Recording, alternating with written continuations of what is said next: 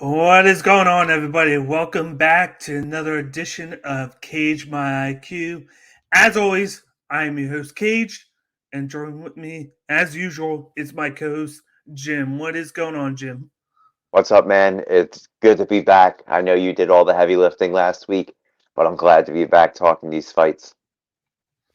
Exactly. Tonight we will be previewing UFC Fight Night, which is headline Viviane Araujo against Alexa Grasso. What was your thoughts on this card when it was announced a few months ago? I know there's a lot of changes to it, but what's your Yeah, thoughts when of the current version of it? the current version, this isn't one of those like flashy cards, but this Yeah. is one of those cards that I think has the potential to have some sleeper fights on there.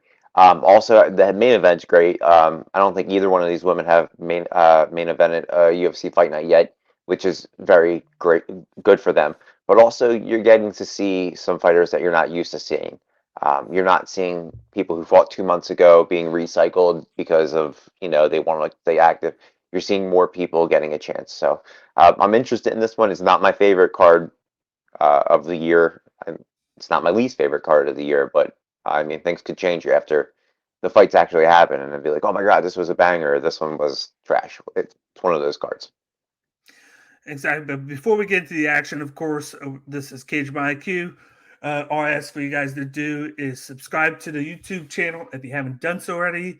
Hit the notification bell. We're putting out a bunch of content each week, and then please do us a favor, smash the like button down below. Leave us a comment in the comment section to the right. Let me know your thoughts on this fight night card, and let us know what your opinions of our fight picks are. We appreciate all the interaction with you guys who are watching the video and coming to us for our opinions on each fight. But let's move on to the fight predictions. Let's start, of course, with the prelims. The first fight that we have for you guys is a men's welterweight matchup between Mike Jackson going up against Pete Rodriguez.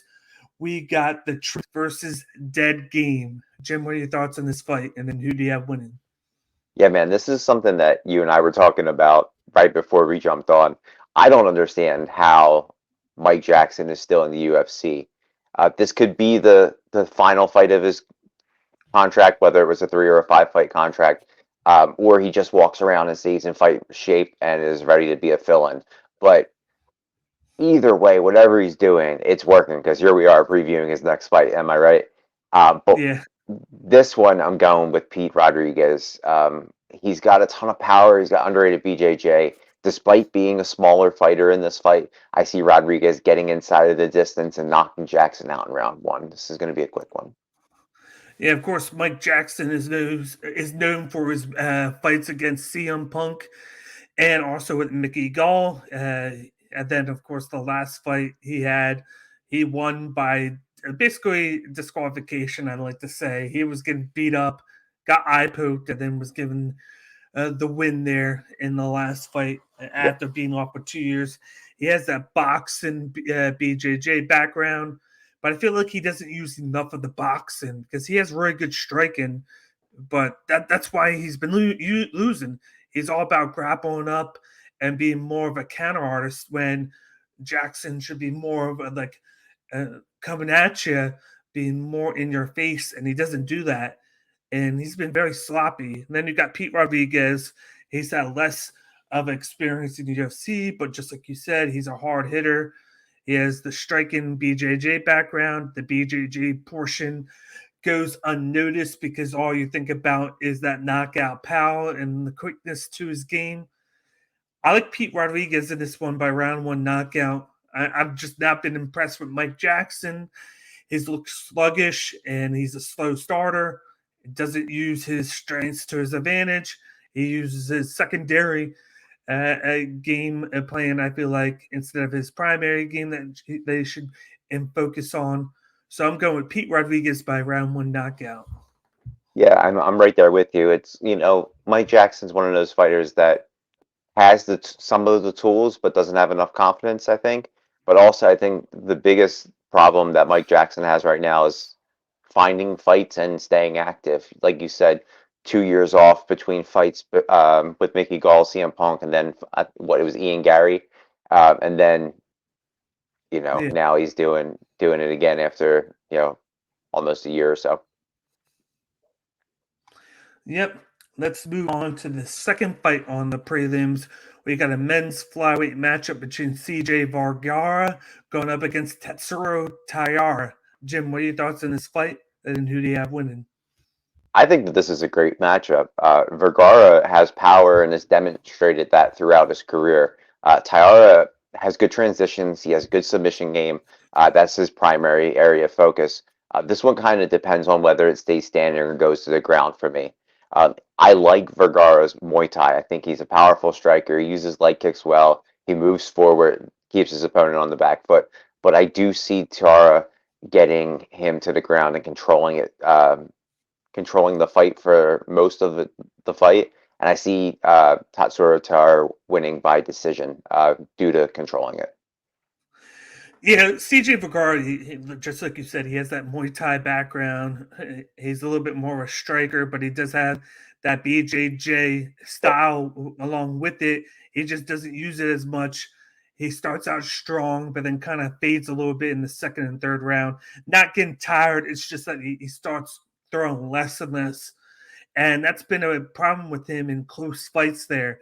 A lot of judges see what you're doing in the latter half compared to the beginning, and it tends to cost him in fights because he starts to, I feel like, slack off a little bit towards the end.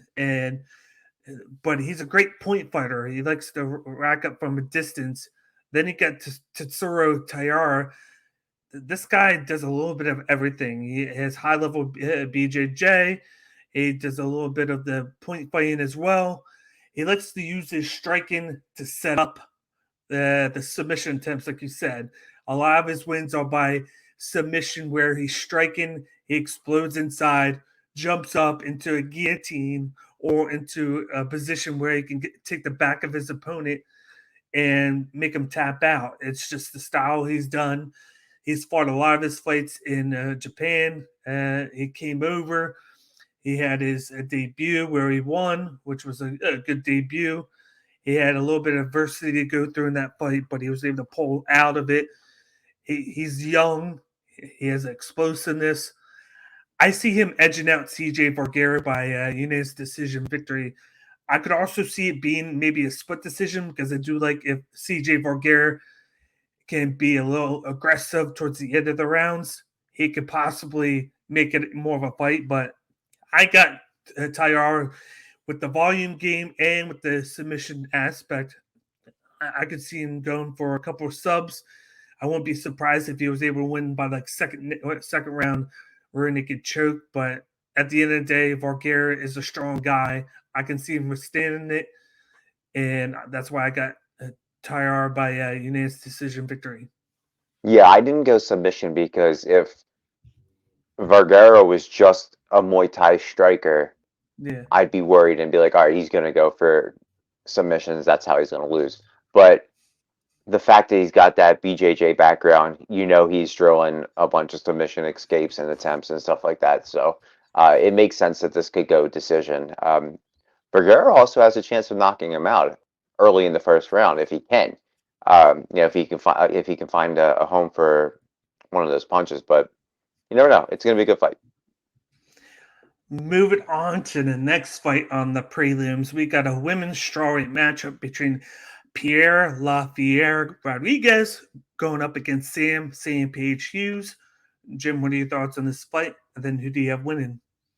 I like this matchup as well. I'm also becoming a bigger fan of Sam Hughes as she continues to stay active. I think this might be her third fight in the last like 6 months. So, or at least that we've talked about on this show in the last 6 months, whether they've Yes. fizzled out or they've happened. But I feel like this is a really tough matchup for her. Pierre Rodriguez is a heavy striker with a ton of power and is way more accurate than Sam's previous opponents.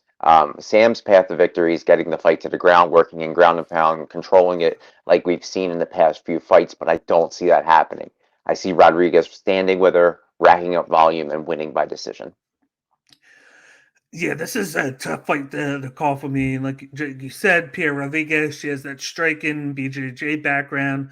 She has knockout power. She showed in the last fight that she can gut it out and move forward later in the rounds 2 and 3. She's got to work on her output though, because I felt like she left a little bit off in that fight, and the fight should have been ended early, but it's just first round debut jitters. I feel like Yeah. she's going to be more in control this time. She has the first belt already in the bag. Now she's fighting a better opponent this time around in Sam Hughes. You got Sam Hughes is coming in. Not only is this her third or fourth fight in 6 months, but she's been in a new fight camp on that win streak, moving down from Seattle to Texas.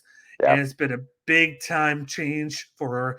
She went from being more of a counter striker, mover, grapple on the cage to now she's like primarily using her grappling and wrestling and then going with her striking afterwards. She's pushing the pace, trying to get the fight to the ground and using the ground and pound to her advantage. And it's kind of rejuvenated her career in the UFC. We thought she was going to be out of the UFC soon because she was struggling, but now she's looked better than ever, and she's looked like she could contend with those top 15 fighters in that division. And with that, I'm going with Sam Hughes by decision here. I like Pierre Rodriguez. I think she has a chance to knock out Sam Hughes. But if Sam Hughes can get the fight to the ground and pound and control on the mat, Pierre Rodriguez isn't going to be able to use her striking to her advantage because whenever Sam Hughes gets the fight to the ground, she just has that great objective of holding them down, making sure they don't get up. You've seen the people that she's fought, and they struggled against her takedowns. If the fight stands on the feet, Pierre Rodriguez has a good chance, but I feel like the game plan of Sam Hughes will be pretty good to throw upon Rodriguez, and she'll get the victory here. I think it's 2 rounds to 1, Sam Hughes. Listen, I'm here for it, man. Like I said earlier, I'm becoming a huge fan of Sam Hughes.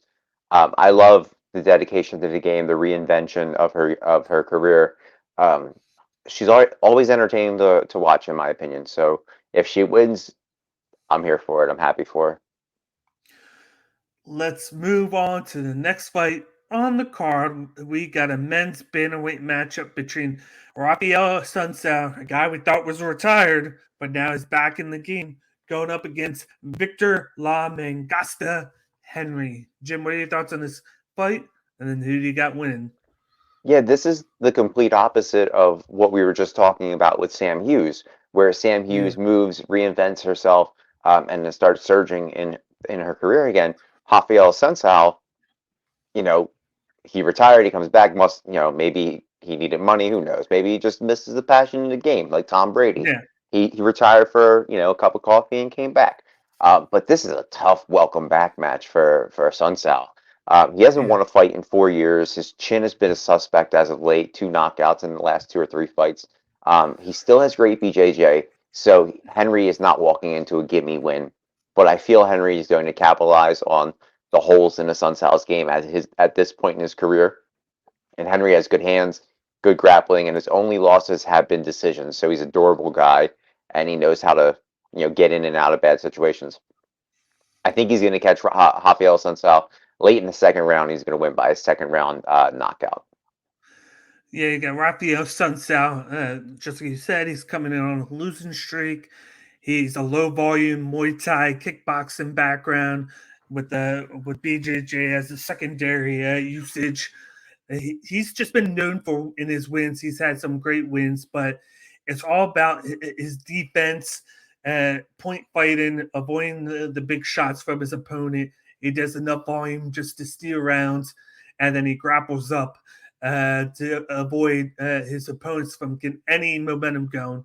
Of lately, he hasn't been able to uh, enact that game plan because it just seems like he's been a step slow, and guys get to him and just knock him out. And ever since he's had that glass chin, it's just been lights out for him. And in this new age UFC, I feel like he's a part of like the old age where you got slow paced, and he's just not quick enough against these guys. And then you got Victor Henry, who made his great debut. He's a high volume striker. He has BJJ background. Man, that fight that he had in his debut was just electrifying. Those two put on a total of over 300 plus significant strikes. He has great movement, great leg kicks, great hands. Uh, he's no sloucher with his BJJ. He'll grapple up if he has to, but he's all about the volume game, trying to high up the volume, trying to knock his opponent out. If he can't, he's going to outpoint him, and he's going to do everything he can to keep the pace going. He likes to pressure his opponent, and that's why I'm going Victor Henry. I could see round 2 knockout, but I'm going to go with the decision here. I just feel like he's going to do a lot. He's going to focus on that. We might see a little bit of renaissance from Raphael Assuncao. Victor Henry likes to throw out volume, but then he doesn't do great with his defense. You look at his face right there. He gets hit a lot in return, but he has a great chin, so it allows him to enact his volume game, but then he gives up a lot. So we could see Raphael Assuncao do more volume than usual, but he's going to do it in a decision loss to Victor Henry. Yeah, it's sad to say that the age of UFC, this generation of UFC fans know Raphael Assuncao's biggest highlight is getting knocked out by Cody Garbrandt. You know what I mean? It's not the fights previous to, when he was going on that winning streak, when he was a top 3 contender, when he was fighting for the title. It's that last second knockout, that walk-off knockout by Cody. Like, that's his biggest highlight at this moment. And then don't forget the Ricky Simone one, I believe it was. Right. Right. It was Ricky Simone. Like, it's crazy that, like, people don't know how dangerous that man was at one point. Yeah. It's a shame. But, it's the fight game. Yep. Let's move on to the next fight. On the prelims, we got a men's middleweight matchup between Nick Maximoff going up against Jacob Mamba Malkoun. Jim, what are your thoughts on this prelim fight? And then who you got winning? So, when you circle fights as some of your favorites, did you circle this as one of your favorites? Oh, I'm looking forward to this one because of the stylistic matchup of it.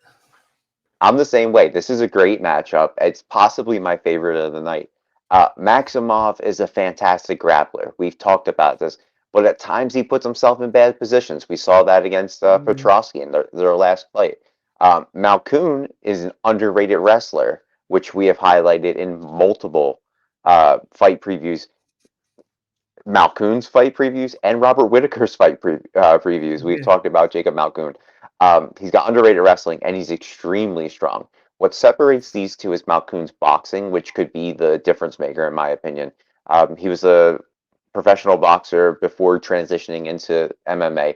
So if this fight stays standing and Malkoun can stop the takedown and submission attempts from Maximoff and let his hands go, I see Jacob Malkoun walking away with the decision win in this one. Yeah, both these guys have high-level grappling backgrounds. Nick Maximoff is more of the BJJ style. Yep. You saw that in an experience when he fought Punahele Soriano. He was able to take him down 8-9 times, wore him out. Soriano had that great first round, but then he kind of dipped down from there. So Maximoff took over and was just able to throw him down, hold him down, throw him down, rinse, repeat, and then just did a little bit of control over action in that fight. And then, of course, he tried to do the same thing against Petrosky. Petrosky knew what was going on. It was kind of poor IQ. And then Petrosky was able to submit him early in that fight.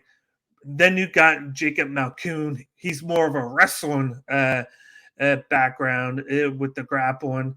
He has that boxing mentality that he's been learning from Robert Whittaker. Just like you said, they've kind of been trained together.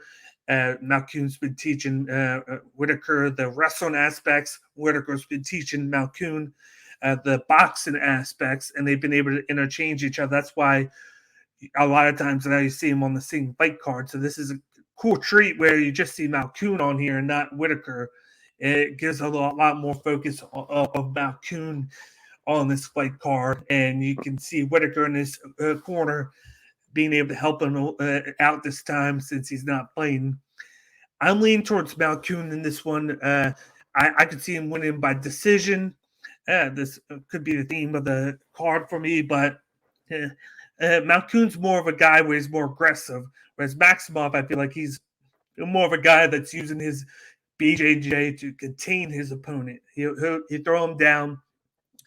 A lot of times he gets him down by leg trips, pushing him against the cage, and then he looks for the submissions. He does have a few knockouts under his belt, but it's all about containment on the ground and holding them. Whereas Malkoun, just like you said, he's developed a good striking aspect from learning the boxing from Whitaker, and he's going to be the favorite on the feet. It's just that when we get to the ground, it'll be interesting to see who can initiate contact with their takedowns.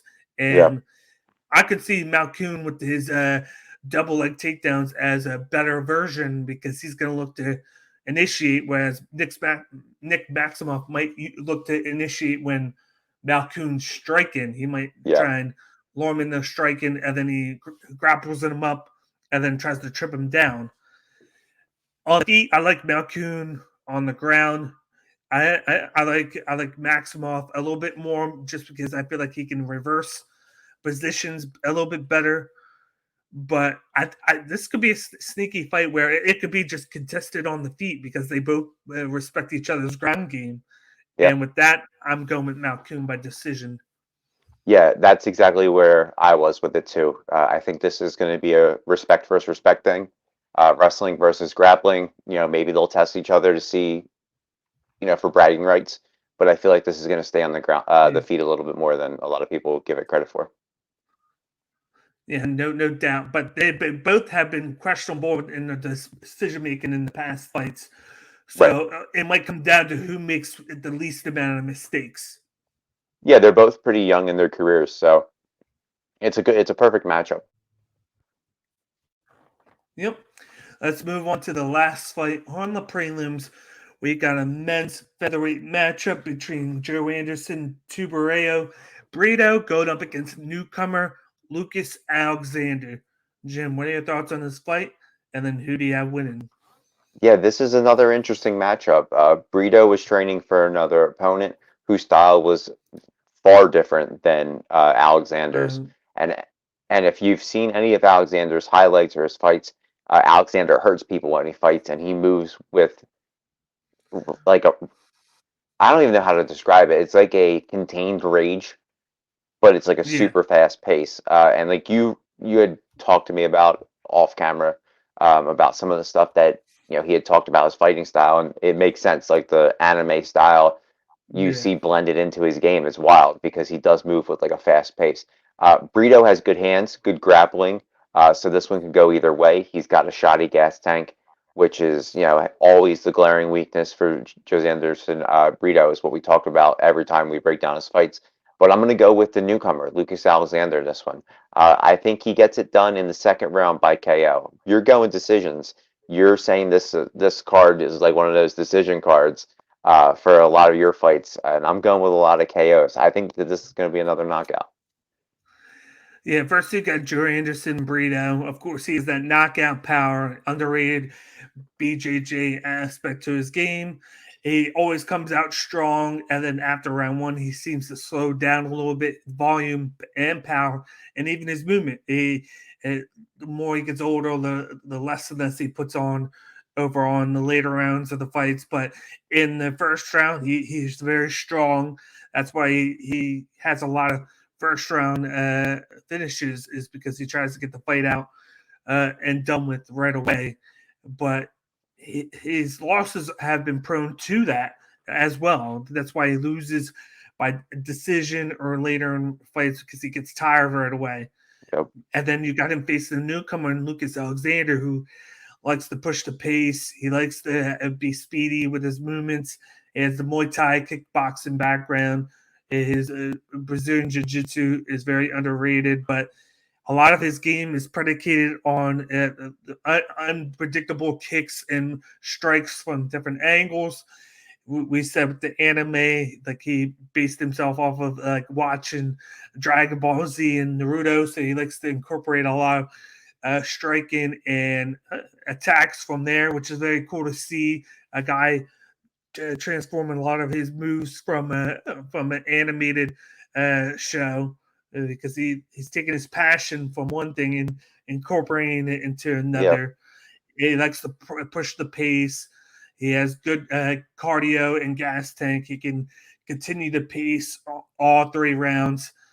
I'm going with Lucas Alexander here, as long as he can avoid the first round knockout, because I feel like there's always that chance with guys who are like to push the pace and quick. They're very quick.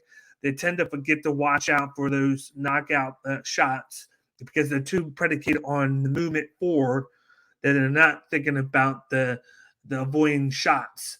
They're all about just taking what they get, and then if he takes a clean shot from Brito, it's lights out. But I think he's going to be able to avoid that shot.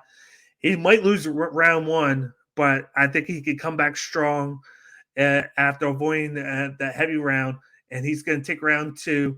I think he finishes Brito in round 3 by knockout. I think Brito would be right there for the taking, and then he's going to finish him off with the knockout shot before the fight ends. So I got round 3 knockout for newcomer Lucas Alexander. Yeah, this is going to be a good one. The way he describes his fight, like you had said, it's kind of like free flowing, casual, but sometimes that can get kind of risky because he could drop his hands to make it look like he's, going to shoot or he's going to do a kick and then he throws a jab. But it's one of those things that, like you said, if he survives that first round, he's going to have to keep his hands up. Yeah, definitely so. Let's move on to the main card of UFC Fight Night. We first have a men's bantamweight matchup between Mata and Mano Boy Martinez going up against Brandon Killer B Davis. Jim, what are your thoughts on this fight? And then who do you got win this? I like this matchup a lot as well. This one's going to be a battle, in my opinion. Both are looking to get back on track after losing their last fight, and they both match up pretty evenly. I give the edge to Mana Martinez. I think he moves faster, and his striking is a little more crisp. Davis has good hands. He's got good BJJ, which a lot of people say that about him. But I think Martinez's pace could be a problem. Plus, he's from Glory, so he's been training on the mats a lot, like we tend to highlight with the Glory fighters. So I'm going to go with Mana Martinez by decision in this one. Yeah, Mana Martinez, I like his style. He has that karate background mixed with the BJJ, and then now that he's with Glory, he is working on the grappling defense. So if he can get that flowing, and then he can mainly flow both backgrounds together, that's going to be a very unique fighter to have the game plan for, with the styles of keeping the distance, but then shooting in with takedowns. But he's been more about lately. He's been more about the distance, using those kicks, using the distance to create good defense, and then shooting in for his offense. Those Muay Thai karate guys, they like to only shoot in when they are throwing offense, and then they go back out to give them that distance away. Sometimes it creates low volume in fights, but then it dictates the pace, and then it puts in low volume for their opponent as well. Just look at Cirkunov and how great defensively he is. He's probably the best at this, and Martin Martinez is trying to incorporate that. And then you got Brandon Davis, who has a striking BJJ background. He's all about the Brazilian Jiu-Jitsu, looking for openings for submissions and then grappling. But he has great combinations with his striking, and he likes to apply forward pressure all the time. You see that in his fights. It's one of his greatest attributes is forcing pressure, making the opponent have to think a lot on a move and have to think ahead of the game rather than in the moment. And he forces his opponents into bad situations. But then at the same time, when he goes up against somebody with a great IQ and is disciplined, they use that against him. You've seen that in his last fight. It got used against him. He did take the fight on short notice, but he didn't look comfortable when it got forced against him, and the rules were changed. And that's why this fight's going to be very interesting. Can he push the pace on Martinez, who is looking to keep the distance and throw in the more volume? Because Martinez will throw the more volume in this fight if he can keep that distance. But if Davis can get within that striking range and then shoring up the distance, then I feel like the power game of Brandon Davis can take over. This is very tough. I'm going to go with Martinez here. I'm going to go with him by decision. I think he incorporates that distance game and he wins by points. Right there with you, man. This, like I said, this is a tough one. It's going to be a war. Yeah, I could see Brandon Davis possibly winning by knockout round one, but it's going to be tough for him to get inside without taking shots back. Right. And that's been a thing with him, is trying to get inside the range without taking any damage in, because he's been prone to taking big shots. Yeah, take one to give two, take two to give one. You know, it's one of those. He's one of those fighters sometimes, not all the time though. Yeah, and then he's been easily taken down as well. So I could see Martinez surprising us with a couple of takedowns. Yeah, I'm looking for that too. I think that's going to be the glory showing in, like the glory camp showing in on him. Yep. Speaking of takedowns, we move on to the next fight on the card. We got a men's light heavyweight matchup between Misha Cirkunov going up against Alonzo Atomic Metafield. Jim, what are your thoughts on this fight? And then who do you have winning? Well, my first thought is this is a terrible matchup for Cirkunov. Menafield has been inconsistent, but has a ton of power. Misha has lost 4 out of his last 5 fights. He's been knocked out 4 times over his career, which plays into Menafield's hand, who comes in looking for his 9th knockout. Menafield's kind of jumped between heavyweight and light heavyweight the past few fights, but he's at light heavyweight, which I think is the right spot for him. Yeah. And coming into a fight with a declining Misha Cirkunov, who predicates his style on takedowns. Menafield's got pretty good takedown defense. I think Menafield lands that power, that atomic power that he has, and it comes early. I'm going with Alonzo Menafield by first round knockout. I think this might be the end of the road for Misha Cirkunov, unfortunately. As you see here, Cirkunov has the height advantage. He has a slight reach advantage. And the losses, of course, Cirkunov lost by armbar, split decision, and ground and pound. Whereas Alonzo Metafield got the knockout win and then got the decision loss to William Knight. And then he's also lost by a counter left hook to Vince Prue 5 fights ago. The interesting thing is the fact that Misha Cirkunov 3 fights ago moved down the middleweight, and now he's moving back up to light heavyweight. Yep. So how is that weight difference going to feel for him? Like, of course, it took him a fight to get acclimated to middleweight, but now he's coming back to heavyweight. So is he going to be fine since he's not cutting as much? Is it going to affect his fighting? Like, we know he fought there before, but usually the constant weight changes will affect a guy, whether it's good or bad. So maybe it's going to be good for him, like you said. But instead of having that weight difference against the middleweights, he's going to be at the same level as his opponent. So he's going to have to use that, I think, a little bit more. He's going to have to be more conscious because he does have that bad chin on him. But then last fight, he looked great until he got subbed in that fight by Wellington Turman. I just feel like the speed difference killed him. There's no choice but to move back up. But just like you said, he does have that grappling background. He wrestles. He has good BJJ. He has great judo. And then he's been showcasing a little bit more striking. It's low volume to moderate volume for him. He's not going to outdo you with high volume. It's just he strikes, then put in volume, and then he uses it to close the distance to get into a judo range so he can take the fight to the ground. And then you got Alonzo Metafield, who has that Muay Thai background, a little bit of BJJ, His wrestling is there, so that's going to be very interesting to see the judo going up against the wrestling and Yep. what it's going to win. It might not come to that because we know Alonzo Metafield has knockout power. Early in fights, in the last fight, he got the win, but he's been known to dial it down later in fights because of his cardio. He's great in the beginning, great in the mid, but it seems like once halfway through the fight comes, he starts to slow down.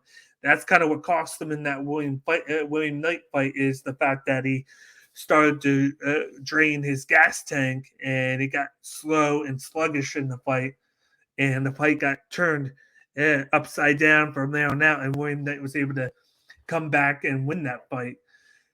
I could see this going first round knockout for Metafield, but then I could also see Misha shocking everybody with this decision victory if he can withstand round one, because he could withstand the onslaught coming round two, initiate his grappling takedowns, and then just hold Metafield on the mat and do a little bit of ground and pound, a little bit of control. But I'm going to go with my gut here. I'm going to go Alonzo Metafield round one knockout. Yeah, that William Knight fight that you brought up, that's a tough one for him because that was at heavyweight. So he was definitely carrying a lot more weight in that fight. But again, this division is different than all the other divisions because 207 is considered heavyweight versus 206 being the limit at light heavyweight. So it depends on how much weight Benefield's going to put on after weigh-ins versus how much weight Cirkunov's going to put on after weigh-ins. He might just walk around 205 and then just stay at the same fighting weight. It's that's a whole nother episode that we could talk about, the after weigh-in weight gains. Yep. Let's move on to the next fight. On the main card, we got a men's middleweight matchup between Dusko Todorovic, aka Thunder, going up against Jordan, the Beverly Hills Ninja Wright. Jim, what are your thoughts on this fight? And who do you have winning? Yeah, this is my potential fight of the night on the card. I don't think this one goes to the judges. Both have been knocked out twice in their last 5 fights, which leads me to think that this one's going to end early. Wright has the reach advantage, but tends to drop his hands, which I believe is going to allow Dusko to slip in an overhand right and stop Jordan Wright in the second round via knockout. So I'm going Dusko Todorovic as a second round knockout. This is one of my very intriguing matchups that I'm looking forward to. Dusko comes in. He has the Brazilian Jiu-Jitsu background, along with wrestling and Taekwondo. The Taekwondo mix him with his height, a little bit interesting to watch with how his style is. He has a long neck. It's been prone to making him easy to be subbed around that area because he likes to lunge in a lot with his head because he's usually the taller fighter, likes to lunge in to get those easier angles on his opponent. But then you got Jordan Wright with the wushu Muay Thai kickboxing background.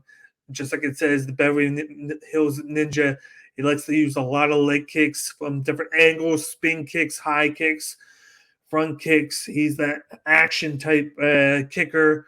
He has knockout power, but then he's been prone to being knocked out as well because of his the way that he fights. He fights very with reckless abandonment. It's been a pro for him, but then it's been a con for him as well. But he's all about it's all about looking, just like it says, like a ninja with how he throws, and he likes to fight from range with that too, to use the long legs that he has.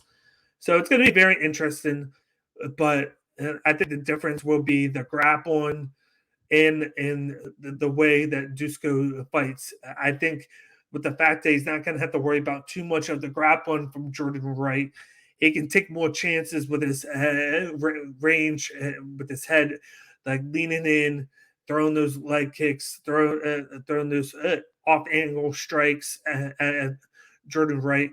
It's going to be great. He has the nickname Thunder for a reason because his hand speeds are quick. I could see him knocking out round one here, but I'm going to go round two knockout for Dusko Todorovic in this matchup. I think he's going to come back in. He did lose to Chidi Chikani. He looked well before the elbow. But then you look there, he looked great against Miki Tetsuro, got the victory.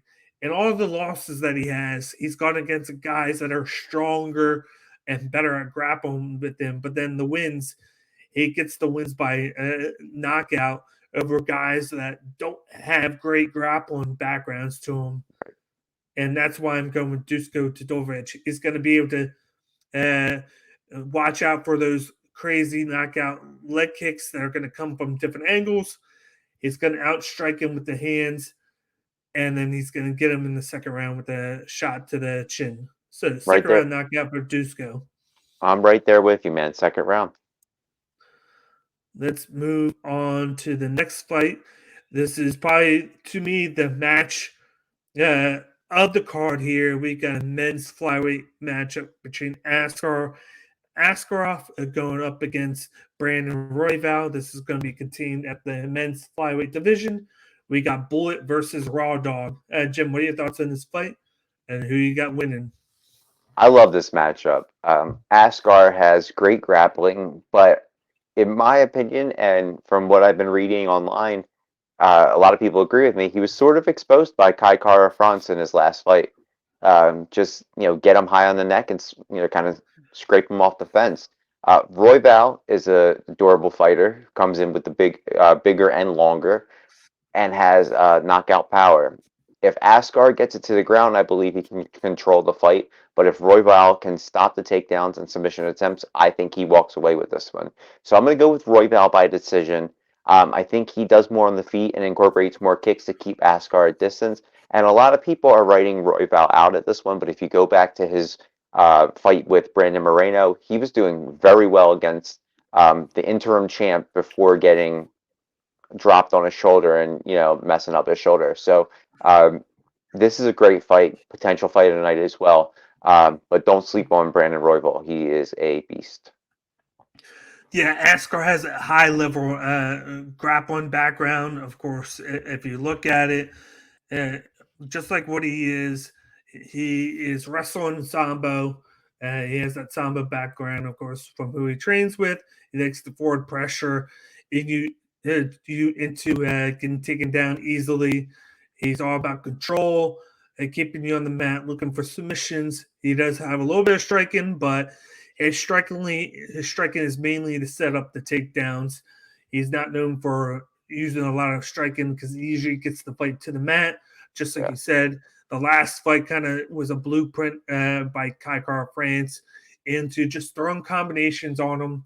If he grapples up with you or takes your back, just use the cage to kind of scrape him off and to get in front of him where you can start throwing more strike in and then get him puzzled a little bit. Then you got Brandon Royval, high level Muay Thai BJJ artist. All but one or two of his victories are by submission. So he's a submission artist at heart. He uses the kicks and striking at range. He's not going to go crazy with the volume.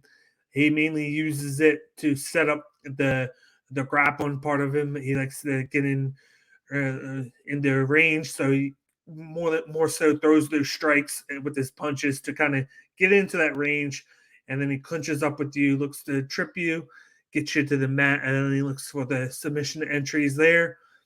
And that's what he's done in the past couple of fights.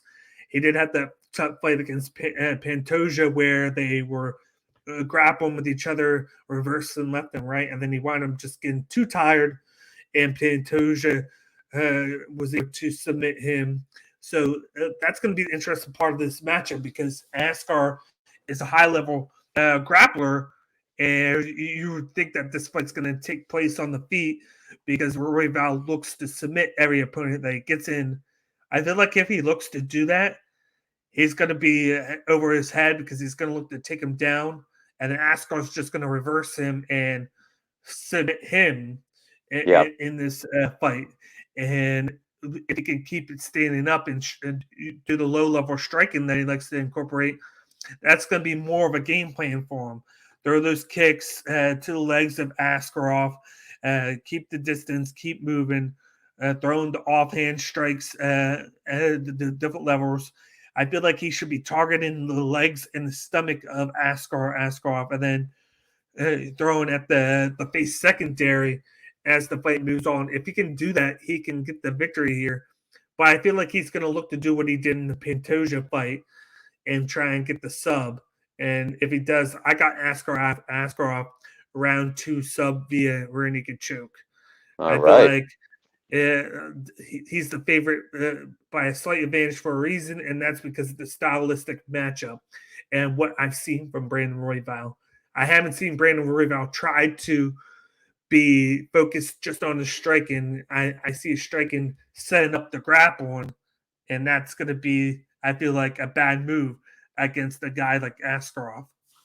I think this is going to change your mind. I think this fight's going to change your mind. This is where we see the striking showcase because of the respect for Askarov's grappling. I hope to see that. I'm a big Brandon Royval fan. He's a very electrifying grappler where he can get you from different angles in fights. Like I'll bring it back to right here. What some of his past fights. Of course, we know what happened in the last fight where he got the win. But it's like you see him there. He was able to come back and beat Matt Snell by guillotine choke, but he was getting outstriked in that match at first.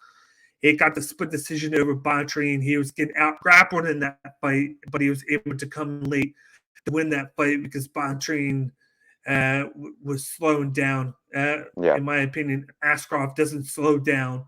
But then right there, you got Pantoja, rear naked choke. You got shoulder injury, grounded pound by Moreno. He did guillotine, like I said, Kai Gar France. Tim Elliott, armbar. Casey Kenny decision him, split decision there, decision, all because of the fight standing with guys. And this is the fight for him to actually stand with somebody and try and trade. Yep.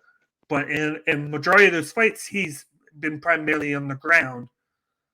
And with a guy like Askaroff, it's going to be tough for him to take Askaroff down when Askaroff has that Sambo style where he's going to be more of their aggressor in this fight for a change, where Royval usually is the guy that is more aggressive against his opponent.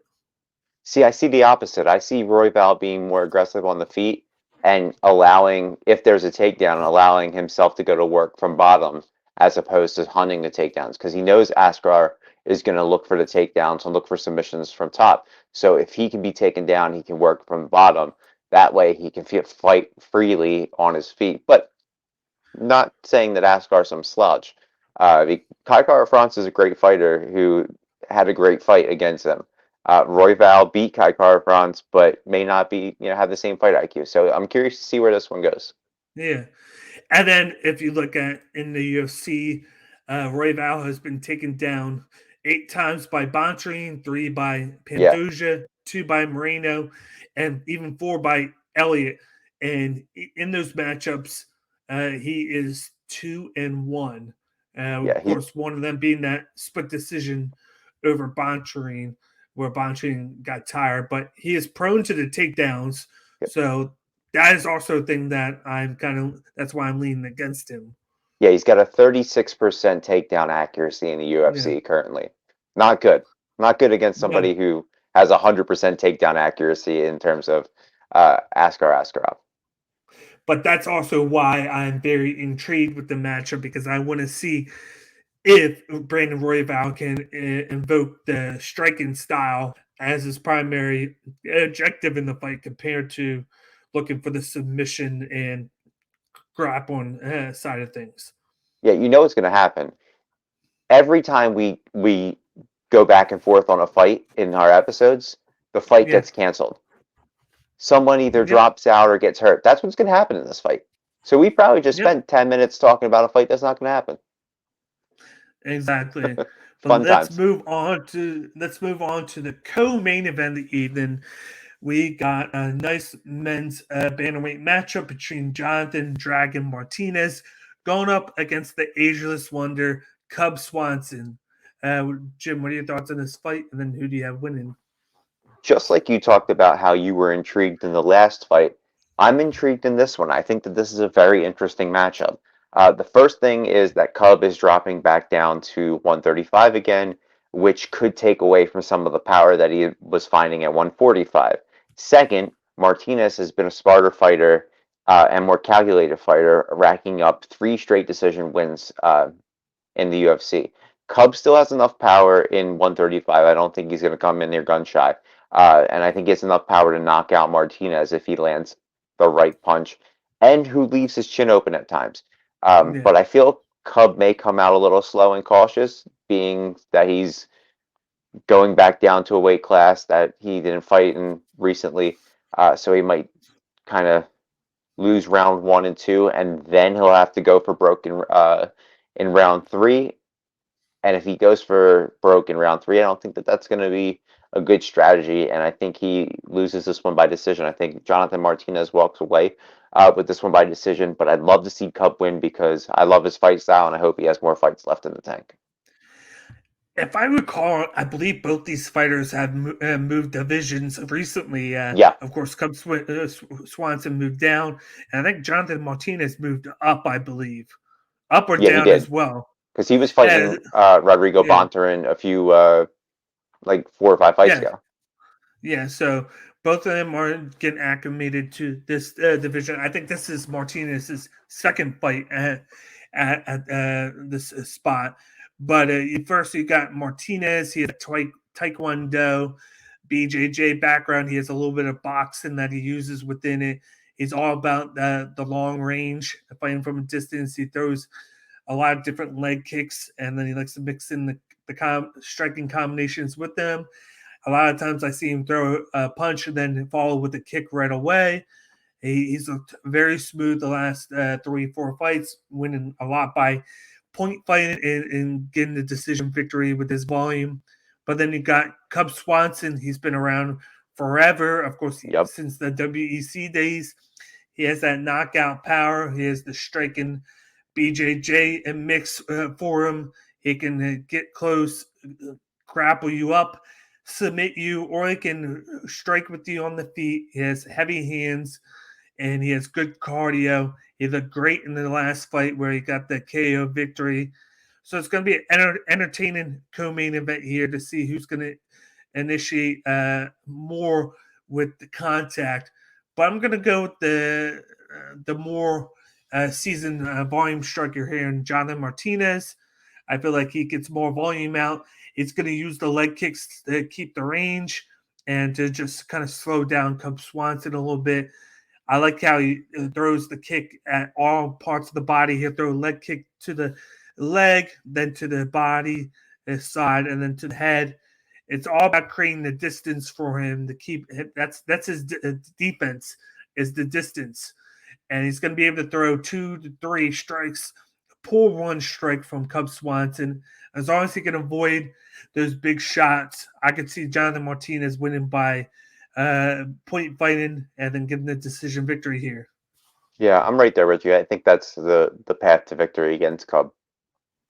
Yeah, like there's always those shots like in the Davy Grant fight where he was winning the fight and then he got caught with that knockout blow by Davy Grant's nice angled shot to the face, but that hasn't happened a lot to Jonathan Martinez. And as long as he can put those big shots, which Cub Swanson can throw, he should be able to get out of this fight with the victory. Right, I agree. It's time! It is time for the main event of the evening. We got a women's flyweight matchup between Alexa Grasso going up against Viviane Araujo. Jim, what are your thoughts on this main event? And then who do you got winning? This is one of the fights that I think can go to distance. This is the one I'm most confident about that could go to distance. But in my pick, I don't even think I have it going to distance. So kind of hypocritical on that statement there. Yeah. Both of these fighters have been decision fighters as of late, and have been inconsistent in terms of striking and the striking output. Both are capable of throwing at least 80 plus punches per fight, but then they become more cautious fighters and go out there in their next fight and drop 36 or 16, something like that. Yeah. What separates the two, in my opinion, is that Grasso has a more established submission game, in my opinion. If she can get the Araujo to the fence, she can use a throw or a trip to get the fight to the ground. So, like I said, this could go to distance, but I'm leaning towards a fourth round submission for Alexa Grasso. But I could see her winning by decision. Either way, I have Grasso winning. The big what if question is how will both of these fighters look in the later rounds? We haven't seen them go 4 or 5 rounds. We usually see the 3 round fights for both of them. So I'm curious to see how it goes in the championship rounds. But I have Alexa Grasso winning this fight. Yeah, first we got Alexa Grasso. She has the boxing and BJJ background. She focuses a lot on clinching up along the cage, throwing shots within the clinch. She likes to get the fight to the ground if possible, where she does a little bit of ground and pound, a little bit of control, looking for submission entries. And then you got Viviane Araujo, who has a little bit of power. She has the Brazilian Jiu Jitsu background. She also has wrestling and judo as well.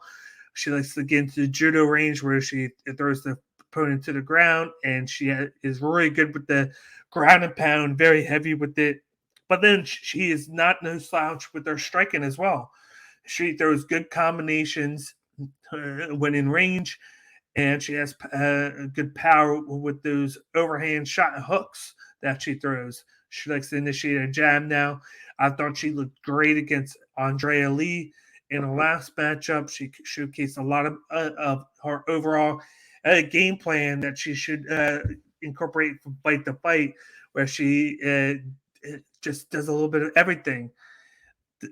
Where this fight gets a little bit gray is the fact that neither of these fighters have fought, of course, 5 rounds, but coming in with their first time in the main event. They both have a little bit of grappling background, but they both don't have high volume. You're going to see high volume because of the ground and pound. Yeah. But where I'm leaning towards Viviane Araujo is the fact that you've seen a little bit more striking with her compared to Grasso. Grasso, a lot of her striking is against grapplers who like to grapple up against her, and then she's usually the stronger opponent where she can push them up against the fence and just throw shots in the clinch. I don't think she's going to be able to do that against Viviane Araujo. I feel like Viviane Araujo is the stronger fighter in this matchup. She can throw those powerful shots, and if they get into the clinch, she'll be able to reverse position and do a lot of that work to Grasso that Grasso does to her opponents. Yeah.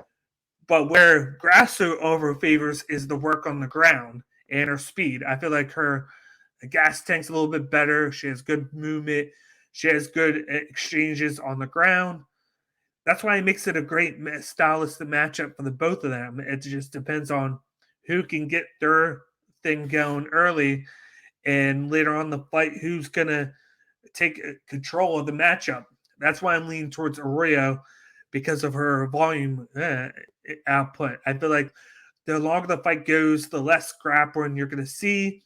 And I like the striking of Arroyo more than I do Grasso. So I'm going to lean Viviane Arroyo by decision over Grasso. All right. So we're both split in terms of the main event. Now, do you Yeah. think the winner of this gets a title shot?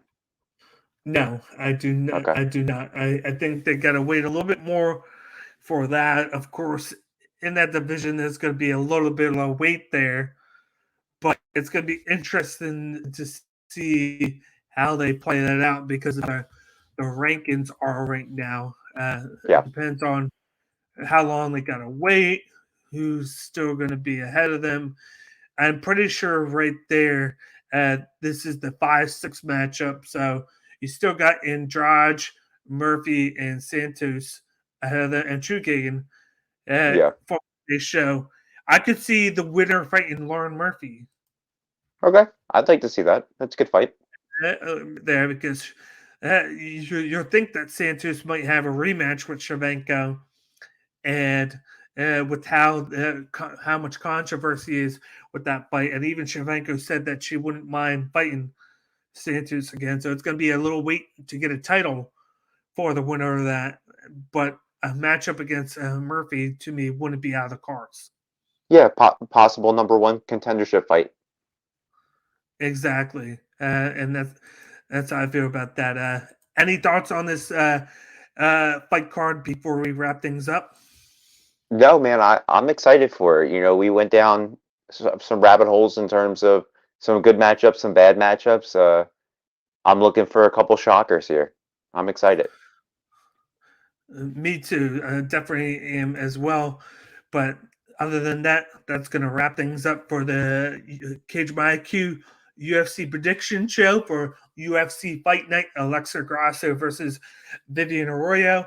The next fight prediction show that we have is going to be a banger, of Yeah, it course, is. because it's going to be taking place at Fight Island. It's going to be headlined by Islam, of course, Makachev going up against Charles Oliveira for the vacant UFC lightweight championship. We also got another championship matchup in the co-main event between TJ Dillashaw going up against the champ Aljamain Sterling, and that card is loaded. I can't wait to talk about it. But that's another week, another prediction show. Yep. This is Cage by Q. Of course, if you haven't done so already, please subscribe to the YouTube channel. We're also on Twitch, Instagram, and Twitter. Follow us on Twitter at CageIQ. That's where we put out all of our content on there. So subscribe to us on Twitter. And please smash the like button down below. Leave a comment in the comment section to the right. We appreciate your opinions on our fight predictions, and we value your input as well. So let us know what you think and give us your fight predictions in the comment section. But other than that, I'm your host, Gage. This is my co-host, Jim. That wrap things up with the show. And we will see you guys later for another edition of Cage My Q Presents. Thanks for tuning in.